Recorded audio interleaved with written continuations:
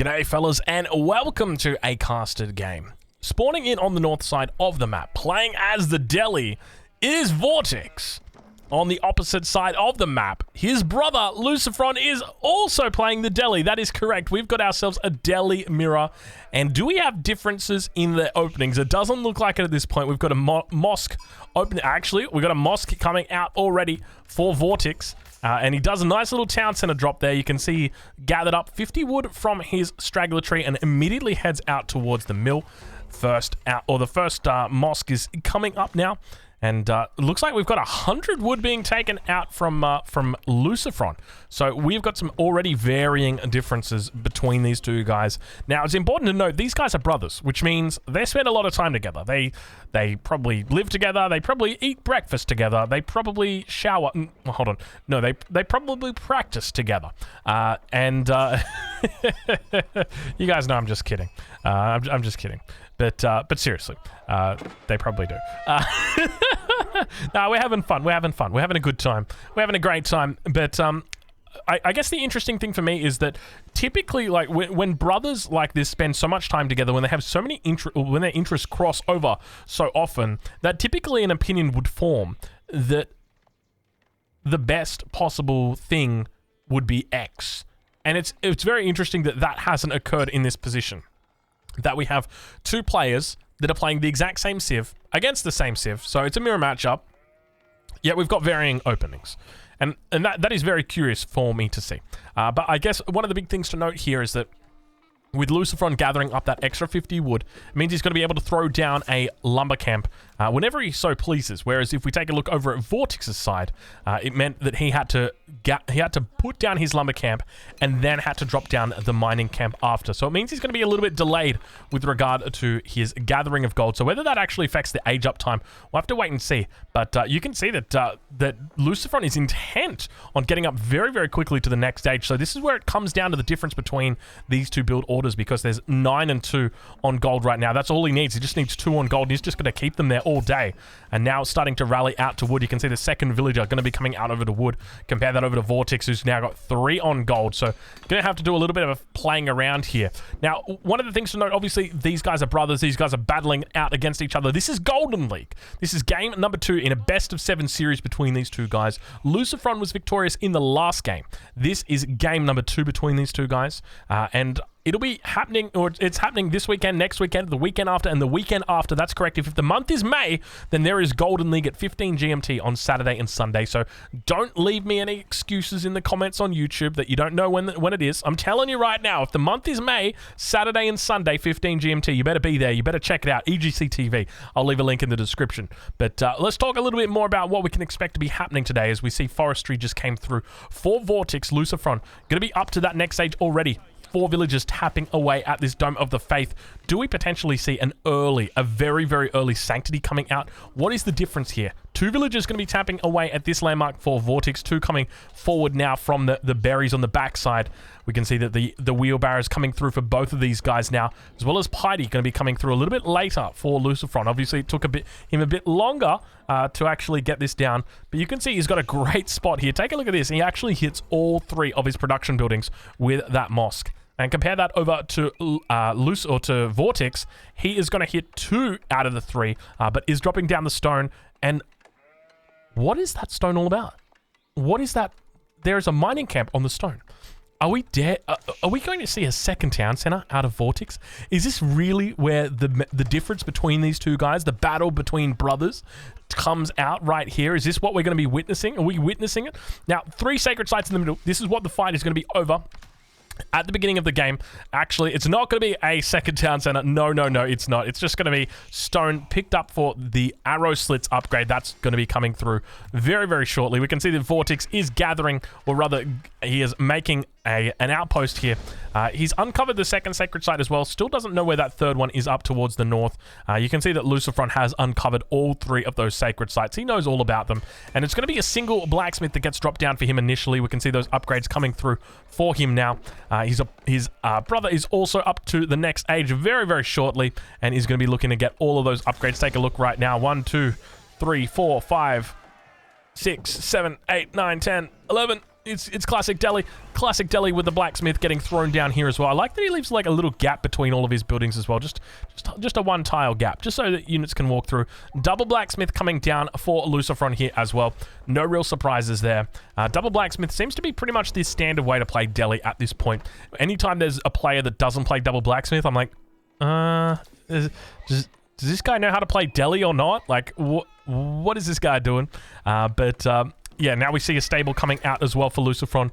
We'll check in with Vortex and see how he's doing. Now, keep in mind, we did see that outpost already coming down for Vortex. He's going to be looking to drop down a second outpost as well. Arrow slits will be coming through shortly. At least you would expect it would. The mining camp's still sitting up here. Now going to be moving out here with a couple of villagers. Just 2 for the beginning. The Dome of the Faith going to be pumping out those scholars. We see the second scholar making its way towards that mosque. And now the Dome of the Faith over on the other side for Lucifron is almost at scholar number 3. But we'll check in with him and see how he's doing. He's scouting it out. Now, he should spot this and see 2, 3, 4 villages over here. That's probably arrow slits. That's not going to be a second town center. So now he's going to jump out onto the sacred sites and look for those outposts and just confirm his fears. And indeed, we'll see them. And then that will really leave him with one of 2 options. Number 1 is look to play a heavy feudal and try and clear those sacred sites, because you're going to be up against arrow slits. That's going to be very, very hurtful to your desires. Or number 2 is just try and look to go to a castle age, but it's going to make a lot more sense that he tries to fight this in feudal. But then at the same time, Vortex is going to be very happy with the fact that he's been able to secure up the early stages of these sacred sites. Now, one of the things to note is he's somewhat spread himself a little bit thin, in that there's 1 outpost on each of these sacred sites. And while, yes, it makes sense from one standpoint, I guess the other argument would be, well, if you put down a second on a 3rd outpost here, then no one's really clearing this sacred site, and it's basically yours to keep. So that would be one of the ways I would be thinking about it. But now up towards the north, it looks like that outpost is going to get cancelled. Villager going to be going down as well. Lucifron going to be able to pick up that one. So that sacred site's pretty much guaranteed for Lucifron here. We can already see the scholar moving out towards that direction. Sanctity is coming in another 38 seconds before it comes through. We'll check in over on the other side. Sanctity going to be 21 seconds. So Vortex having a little bit of a faster Sanctity timing, just simply because he got Piety that was researched in Age 1 a lot sooner, because he dropped down that mosque. But doing a great job already, Lucifron is, and we start to see more scholars moving out now. Keep in mind those arrow slits are up in both of the outposts on the sacred site, so they'll be able to focus down the scholars. If they do move out in pairs, though, they technically should be able to capture the sacred site, because you actually heal faster than the arrow slits does. But we'll look to see how he plays it as the horseman going to continue stacking up here. He might just go full scholar horseman. This is one way. Yeah, that's what it's going to be. So he's just going for double stable with scholars. I think this is a pretty smart move, and we can see him coming out now into the middle of the map. Looks like a spearman going to be coming out here as well. He's going to be careful not to take too much damage here, and you can see he's actually taking a fair bit of damage up against this. Lucifron's going to wake up. First horseman going to be going down. Now all of a sudden going to be coming back out here. You can see this multiple scholars going to be out here in this position. It looks like the scholar inside the outpost is going to be coming out, jumping onto the sacred site. There he goes. So still no archers coming out for Lucifron just yet. Going to be dropping down the archery range now, though. So slowly adding in more infrastructure. We can see archery range as well as barracks getting dropped down here as well for Vortex. He'll be looking to pick up the second sacred site, and indeed he does. So he's going to get 2 out of 3 sacred sites. So he'll be pretty happy with himself here. But keep in mind, he's definitely at a disadvantage with regard to military numbers at this point. And now Lucifron going to be looking to turn his attention towards the wood line of his brother. Sorry, brother. I know you're stuck over there, but unfortunately, it's not my job to help you out. It's my job to just push you in further and give you a little bit... Hold on, Drago. Oh, you did it again. That's the wrong website. Okay, all right. We're good. We're good, we're good, boys and girls and MBs. Don't worry. We're okay. We're here. 2 sacred sites going over to Vortex, though. He'll be pretty happy with this. This is going to mean that he can castle behind this, and that's exactly what he's looking to do. Compare that over to Lucifron, and Lucifron's starting to worry.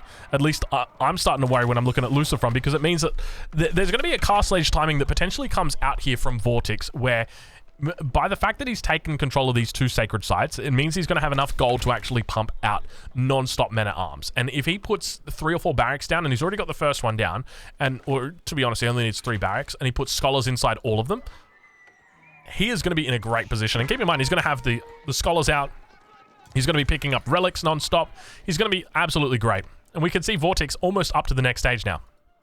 That second sacred site not even being contested at this point. You can see it's actually been solidified with that stone upgrade. So extra 2,000 or an extra 1,000 health. I think he also gets a little bit more fire defense on there as well. Apologies. 5 fire defense. So it makes it even harder for these units to actually siege this down. But now looking to come forward, looking to push this down, and Sacred Site definitely going to be getting lost out on this position. And you can see Vortex going to be losing this. We can see Lucifron trying his best. He's doing, I don't know what this is, a little bit of stutter step micro. He's just going to be very careful. You can see the way he moves the units over there very quickly just to make sure. And you can see the Sacred Site is being neutralized. At the same time, a raid coming back towards his opponent. And Vortex now going to be just walling off the front and getting up to that third age, a little bit ahead of his brother. Lucifron here going to be very careful, because in this position, obviously, he's going to be, you know, Lucifron is going to be up against someone who's in age 3. He's going to have control out on the map, but at the same time, he's not going to have, he's going to have difficulties. Let's just put it that way, because he's going to be going up against a huge amount of men-at-arms. I would suspect it's going to be mass men-at-arms that we're going to be seeing funneled out here, looking to just come down. They're going to be, you know, rampaging through here. He's going to be rallying them down. So typically you're going to be looking for the food sources of your opponent when you're playing as the deli. So there'll be 2-3 men-at-arms that come down here, look to do damage here. Men-at-arms coming out absolutely everywhere. Now in the middle of the map, we see that poor deer got walled out. Sacred Sites being slowly captured, and now Vortex reaches the castle age as the second barracks gets dropped down. Men-at-arms going to be coming out. So plenty of men-at-arms. It's about the food source now for Vortex. Where does he go from here? It looks like he's going to go up towards the north. He's got a second bunch of berries in the base. He'll be super happy with that. Not always do you get those berries up there on that top side. But now a nice little wall also coming down here for Vortex as well. So he's able to keep this food source nice and safe. We'll check in with Lucifron. Lucifron also going to be aging up as well. Damn, I don't know how he got up that quickly. But that is some impressive macro from him. Does he have a market? Was there some trading going on? I'm not sure exactly how he did it, but he's got a lot of resources coming into him. That he's able to do that. But now going to be looking to secure up this Sacred Site down towards the south. You can see the Scholars just healing it up, repairing non-stop or healing up their position here.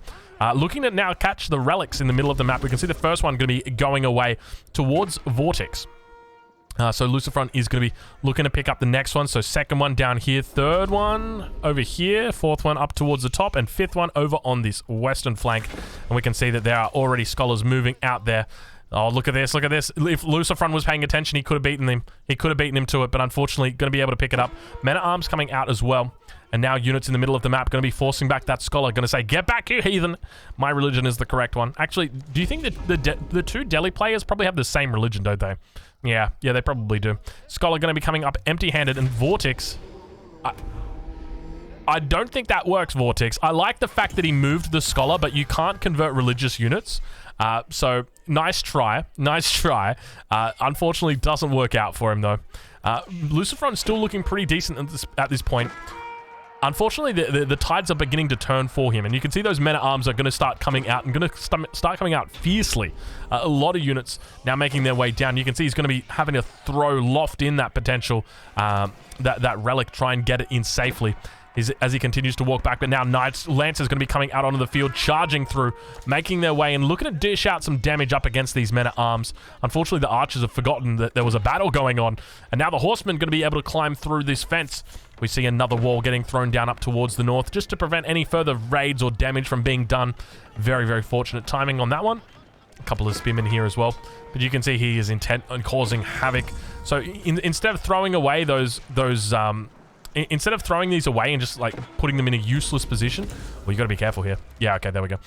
So instead of just throwing these away and putting them into a useless fight like against these men-at-arms, he's actually making very efficient use out of this, because he's forcing APM from his opponent to come out over here. So he'll look to siege these down, but these stone walls are all going to be getting up for him. Second Sacred Site in the middle of the map going to get captured up. Third Sacred Site actually going to get captured up here as well. So Vortex looking to capitalize on this position and looking to take control of this game, but the Knights now coming out for his opponent are really what are going to be dishing the damage. And we can see now that that wall up towards the eastern flank does get secured, but keep in mind, he's forced him off this food. That's what it's all about. It's about forcing them off the food, and that's what he does. Now coming back out to this central Sacred Site, you can see that all the Sacred Sites have now been neutralized. This one up towards the north slowly turning over as well. Knights continuing, trying to deal with this. Archer's going to be able to catch it here as well. Sacred Site gets neutralized. Up towards the top, it rather gets captured, and in the center getting neutralized here. So just one Sacred Site at this point at time, going over towards Vortex. But Vortex definitely looking in the weaker position at this point in time. I would definitely rather be Lucifron here. I don't know. I just feel like the tempo advantage is definitely in his favor. 74 compared to 90 at this point. Obviously, he's got a pretty decent mass of archers here as well. And now going to be bringing out the horsemen. Looking to dish out the damage. It looks like a knight or two going to be thrown out down towards this position. He's yet to balance any units down here. We'll see how he looks to play it as he continues walling up. He's actually just recently finished walling up on these extra sides. We'll check the relic count between these two guys. 2 relics coming out for Lucifron over on Vortix's side. You can see he's got 2. There's still a 3rd relic up towards the north that he just never decided to pick up. Oh, he never realized it was there. Oh, Lucifron knows it's there, but he just assumes that Vortix has taken it. But Vortix, Lucifron's broken through to his base, and now all of a sudden he's got a little bit of a trouble because the horsemen just going to be running through. These guys don't have their veteran status yet, but they're not too interested in it. Lance is going to be on the front side, going to be able to clean these up, doing a very decent job of just tanking units on the front line. And now, at the same time, the horsemen just causing havoc on the backside. You can see the spears have been upgraded to veteran, but keep in mind that those guys... Oh, second town center also coming out from Vortix. He's going to be trying to hold on, trying to keep his head above water. He's just struggling. All the upgrades coming through for both of these guys. And Lucifron just going to be just looking very, very strong here. That 3rd relic still not yet picked up towards that northern position. But second town center coming out from Vortix. I got to say, the Delhi second town center, is this something that you've ever seen? I don't think I've ever seen a second town center out of Delhi. They go into like the village fortresses, that can work, but this is something different. This is something completely different. So will he look to, ideally he'd look to wall this front position as well, but now more, oh my lord, that's a lot of knights. That many knights is going to be a concern because there's a lot of archers here as well. We'll head into the cinematic mode as we begin to witness the battle here begin to unfold. You can see an unfortunate spearman gets picked off completely at the front side, and now that town center going to be looking to focus down some of these units here, but the damage is definitely looking to get done here. You can see that Lucifron intent on taking away this series from his brother. And keep in mind, this is Golden League. This is a best of 7 series, so this is going to go the distance up until 7, either that or now we've got ourselves a little bit of an elephant coming out. Elephant going to be looking to dish out the damage. But keep in mind, there's a lot of units back here looking to try and run a screen for it. He's going to be A-okay. Horseman also trying to get in on top of those spears, going to just completely surround it, and now all of a sudden the elephant, oh my lord, look how much damage comes out right now. No scholars here to heal it either. On the backside you can see the men-at-arms just getting completely creamed by those veteran archers together with the healers, and good game gets called. Vortix taps out, Lucifron victorious for a 2nd game in a row. Fellas, this has been Golden League. 15 GMT Saturday and Sunday. That's next weekend. That's the weekend after. That's the weekend after that. Every single weekend through May, it is going to be Golden League. Be there, be square. I want to see you guys here. I want to see you guys in Twitch chat. I want to enjoy it with you guys. So come on, say good day. I'll leave a link in the description. Thank you guys so much for watching, and I will catch you guys in the next one.